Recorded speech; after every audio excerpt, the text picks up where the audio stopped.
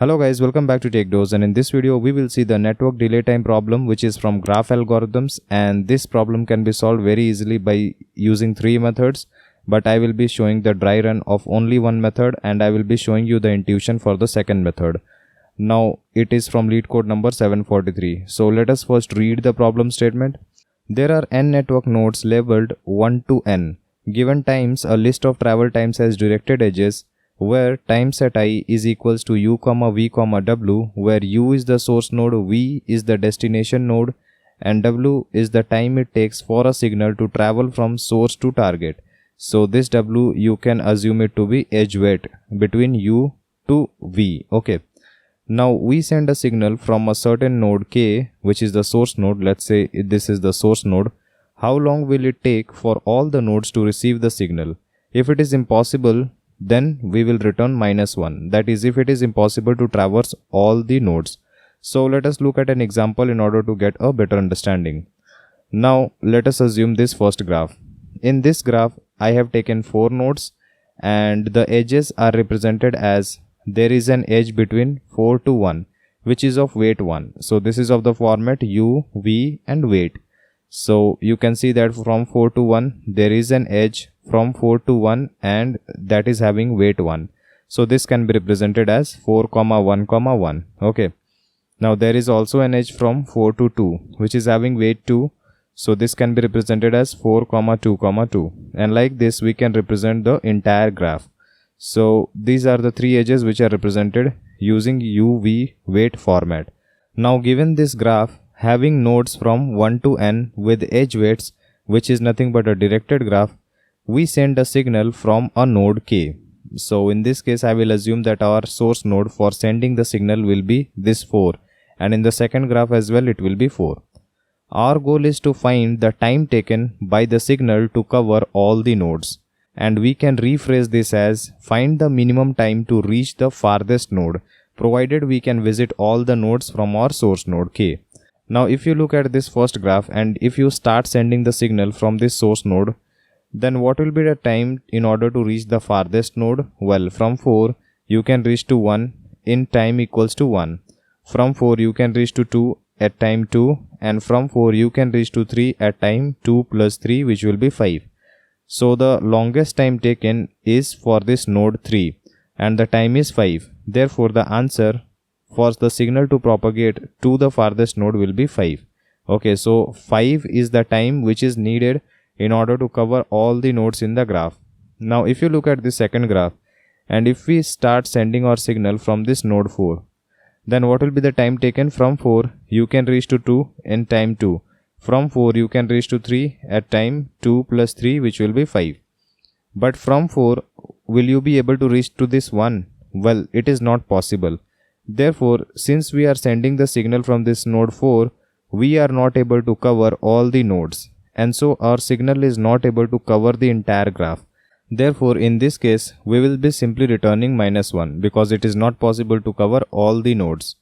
So I hope you got the problem statement now. Now one important observation for this problem is, let us assume that we are sending our signal from this node 0.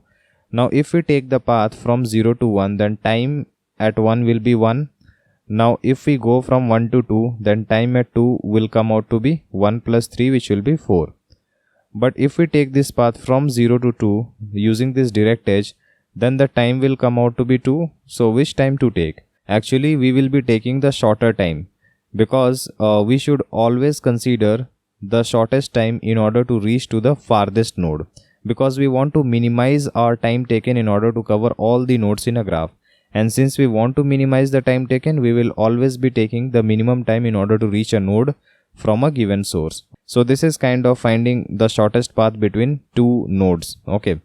Now if you see this second graph, now in this case if we start from this node 0, then we can reach to this node 1 at time equals to 1, and we can reach to this node 2 via this node 1 at time equals to 1 plus 2, which will be 3. Now there is another direct edge from 0 to 2 which is having time equals to 4. So which time to take? Obviously we will be taking the minimum time, since we want to minimize the time taken in order to propagate the signal throughout the graph. So the total time will be 3. Okay, I hope you understood this concept. Now on seeing this observation, you might have guessed the algorithm which we will be applying. So we will see the Dijkstra algorithm first. I will not be showing you the entire working of the algorithm. That is already explained in a previous video. So the link to that will be present in the description below. Do watch that. In this case, I will just be giving you the logic in order to solve using this Dijkstra algorithm. Let us assume that this is our graph and our source node is node 5. So how do we find the minimum time in order to cover all the nodes in the graph? Well, we need to find the single source shortest path starting from this source node, which is 5 in this case. So what does this single source shortest path do? It will find the shortest path starting from this node to every other nodes in the graph. Okay. Now, when you run this Dijkstra algorithm on this graph, then you will get an array which will be nothing but the minimum distance starting from the source node k. Now since we have got all the minimum distances for all the nodes starting from this source node k, then our second step is to pick the farthest node distance. So in this case, the farthest distance is 3. Therefore the answer will come out to be 3, which will mean that the time taken in order to cover all the nodes in the graph will be 3.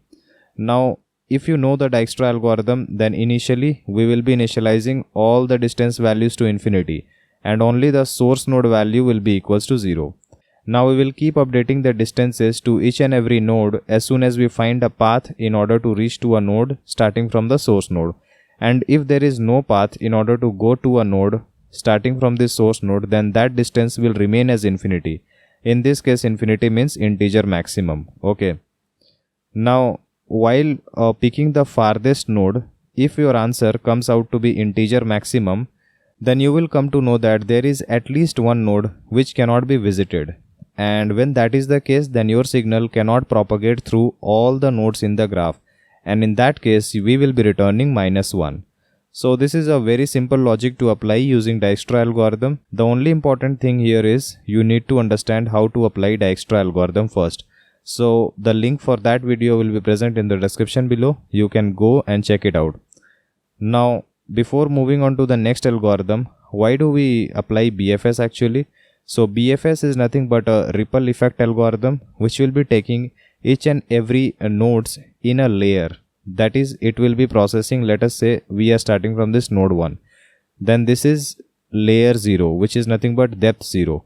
Now if we increase our depth to, let us say, depth equals to 1, then it will be covering this node 2 and 3.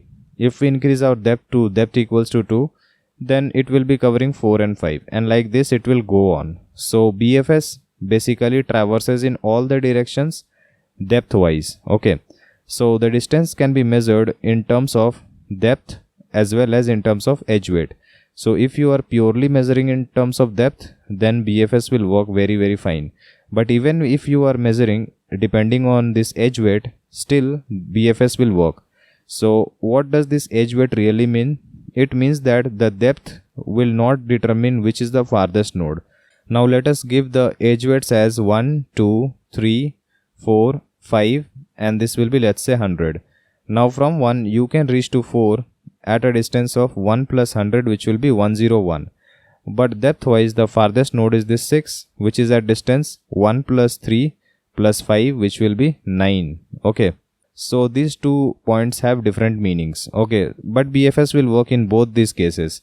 So we will be applying BFS in order to solve this problem. We can also apply DFS, but I will be showing you the BFS solution. Now let us assume that this is our given graph and 1 is our source node. Now first of all, when we are given a graph, then we will obviously form the adjacency list.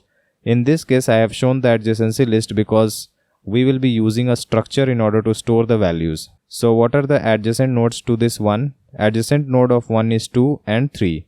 And also the adjacent node 2 is at distance 1 and adjacent node 3 is at distance 2. That is, these are the edge weights.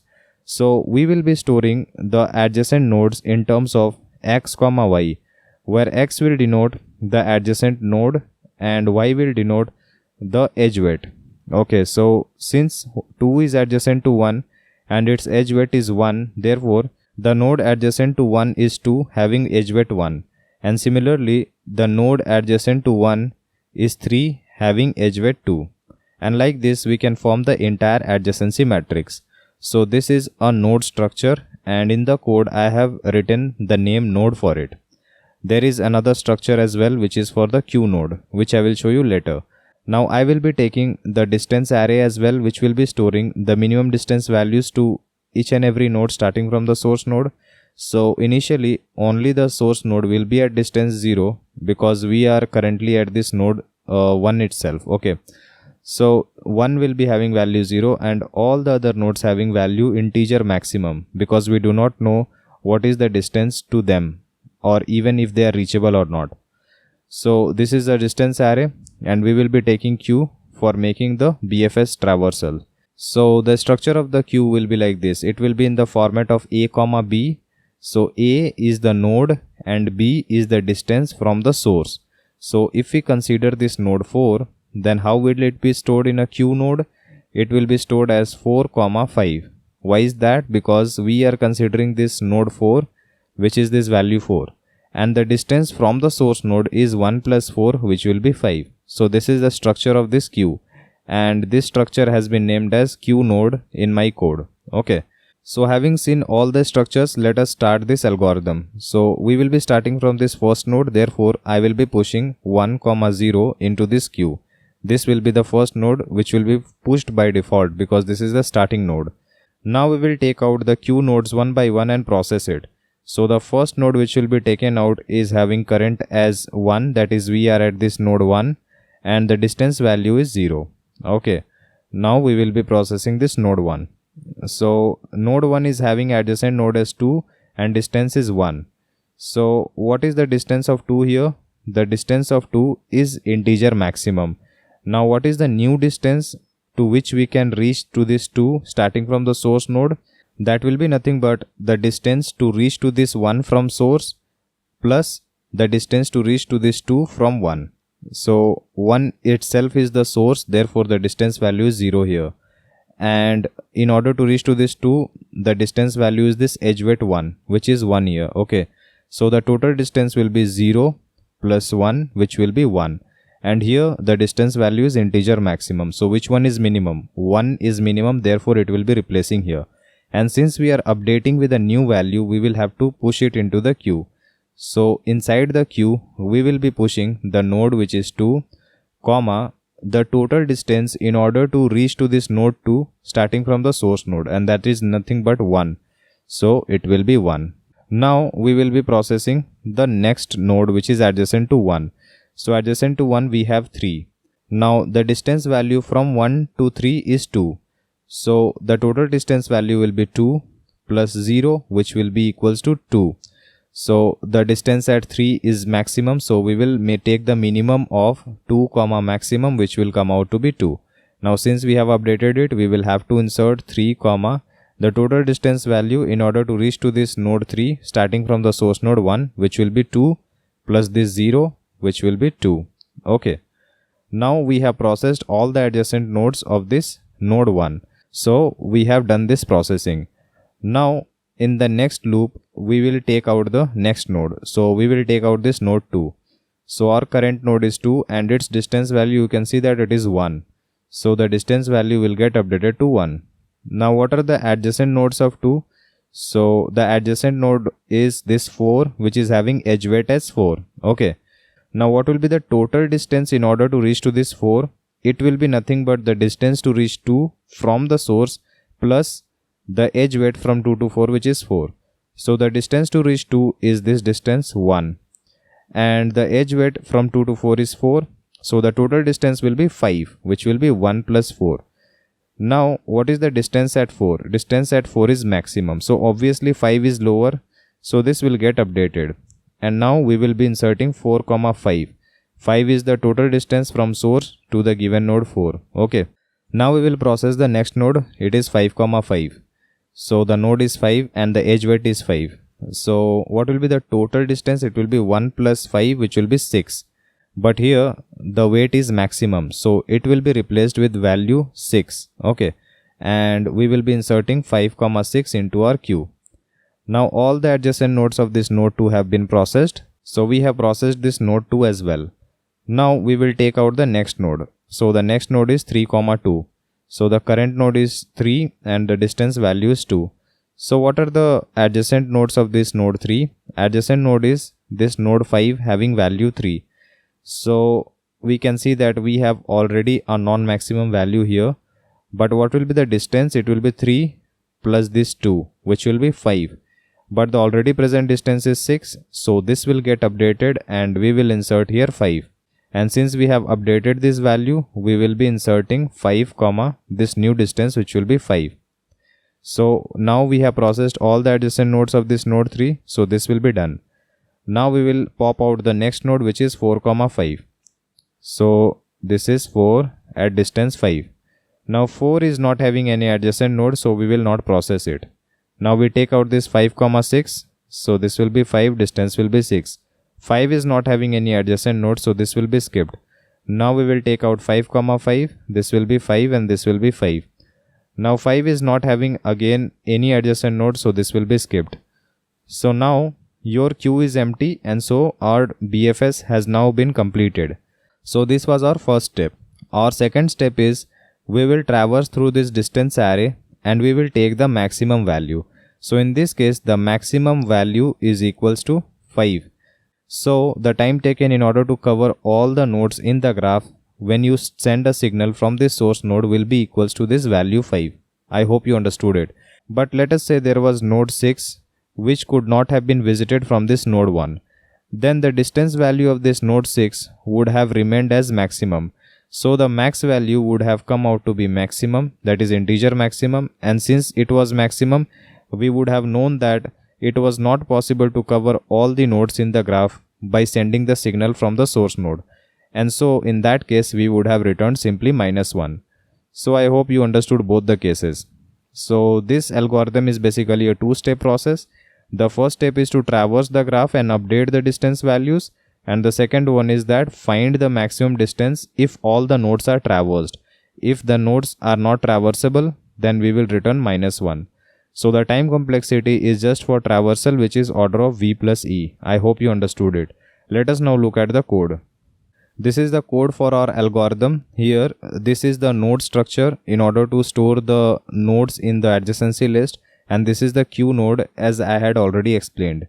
Now our first task is to form the adjacency list. Once the adjacency list is formed, we will take a queue. We will take a queue which is named as queue, and we will push the source node. So the source node is k and its distance value will be 0. So we will be pushing k comma 0 into the queue in the beginning. So once we have pushed our node, then what we will do is we will simply apply BFS. So I have also taken a distance array initialized to value integer maximum. So we will be applying BFS. So this is the BFS algorithm. Now this is for traversing all the adjacent nodes in the adjacency matrix. We will continuously be updating the distance values in order to reach to a node whenever we find a smaller distance in order to reach a node. Let's say we were at this node and the distance was something like 1 plus 3. But you found another path in order to reach to this node and this is having value just 2. So the distance value to this last node will get updated. So we will continuously be in the search in order to update the value so that we will always be having the minimum distance value in order to reach to a node starting from a source node. Now once we are done with the BFS, then our next operation, that is our second step, is to traverse through our distance array and find the maximum value. For any node, if we see an integer maximum value, then it means that that node was not visited. And if there is at least one node which is not visited, then the signal will not be able to traverse through all the nodes in the graph, and so we will be returning -1. Otherwise, if this is not the case, then we will be continuously updating our time value, taking the maximum value as time, and after that we will be returning the time value, which will be the minimum value in order to reach to the farthest node. So I hope you understood this entire algorithm. This will be taking order of v plus e time. If you have any doubt or solution in different languages, then please post below so that everyone can take benefit from it. Like and share our video and subscribe to our channel in order to watch more of this programming videos. See you in our next video. Thank you.